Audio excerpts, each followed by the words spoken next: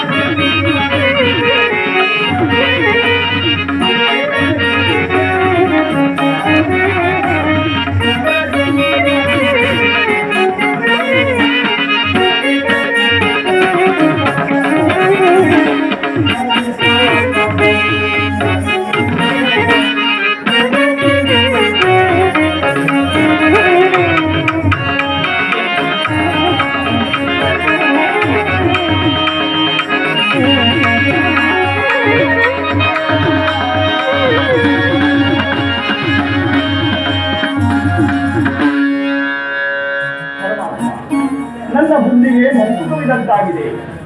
ನನ್ನ ಸಮಸ್ತ ವಿಚಾರವನ್ನು ಅರಿತ ಪ್ರಭು ನೀನು. ಮುಂದೆ ನಿನ್ನ ಚಿತ್ತವಿದ್ದಂತೆ ಮಾಡುವುದಿಲ್ಲ. ಪರಮಾತ್ಮ, ನಿನ್ನ ಮನದ ನೆಮ್ಮದಿಗಾದರೂ ಈ ಸಂಧಿ ನಡೆಯಲೇಬೇಕು. ಮಹಾಜನರ ಸೇಡಿನ ಜ್ವಾಲೆ ಹಾರಬೇಕು.